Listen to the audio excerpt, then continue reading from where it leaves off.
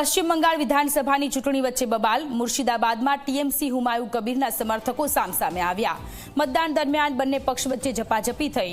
સુરક્ષામાં તૈનાત કર્મચારીઓ સાથે પણ ધક્કામુક્કી થઈ છે.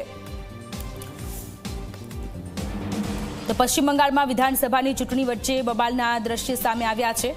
સુરક્ષા તૈનાત હોવા છતાં પણ બંને પક્ષના કાર્યકર્તાઓ આમને સામને આવી ગયા છે. સુરક્ષામાં તૈનાત કર્મચારીઓ સાથે પણ ધક્કામુક્કીના આ દ્રશ્ય પશ્ચિમ બંગાળથી સામે આવી રહ્યા છે.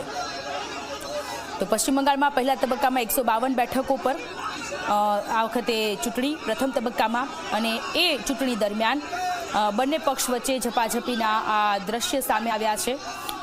મુર્શિદાબાદની આ સ્થિતિ છે. મુર્શિદાબાદમાં ટીએમસી હુમાયુ કબીરના સમર્થકો સામસામે આવ્યા છે. મતદાન પહેલા દેશી બોમ્બથી હુમલો થયો હોવાના પણ અહેવાલ મળી રહ્યા છે. તો ટીએમસી કાર્યકરોનું હુમાયુ કબીર સાથે ઘર્ષણ થયું છે.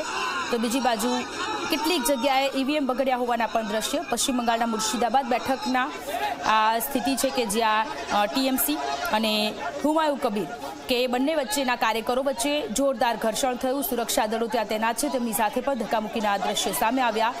મામલો શાંત પાડવાની કોશિશ કરતી પોલીસ પણ નજરે પડી.